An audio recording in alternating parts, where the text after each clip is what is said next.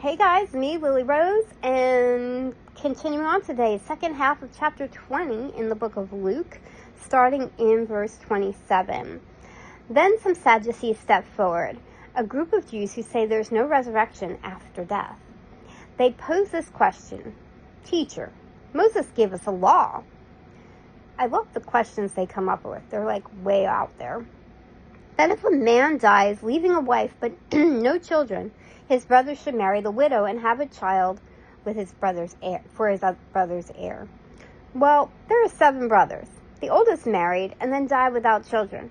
His brother married the widow, but he also died, still no children. And so it went one after the other until each of the 7 brothers had married her and died, leaving no children. Finally, the woman died too. So tell us, whose wife will she be in the resurrection? For all 7 were married to her. Jesus replied, Marriage is for people here on earth, but that is not the way it will be in the age to come. For those worthy of being raised from the dead won't be married then, and they will never die again. In these respects, they are like angels. They are children of God raised up to new life. But now, as to whether the dead will be raised, even Moses proved this when he wrote about the burning bush. Long after Abraham, Isaac, and Jacob had died, he referred to the Lord as the God of Abraham, the God of Isaac, and the God of Jacob. So he is the God of the living, not the dead. They are all alive to him. So they were righteous, right? And they believed in God for what he said. And so he's saying that those are the ones that are alive to him. Well said, teacher, remarked some of the teachers of religious law who were standing there. And that ended their questions. No one dared to ask any more.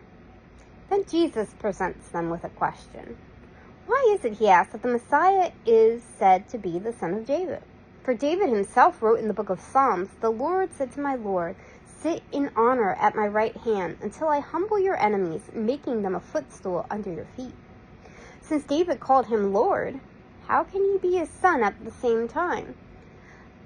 Then, with the crowds listening, he turned to his disciples and said, Beware of these teachers of religious law, for they love to parade in flowing robes and have everyone bow to them as they walk in the market, and how they love to sit in the seats of honor in the synagogues and at banquets.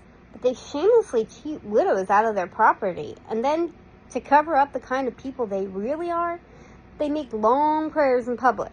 Because of this, their punishment will be greater.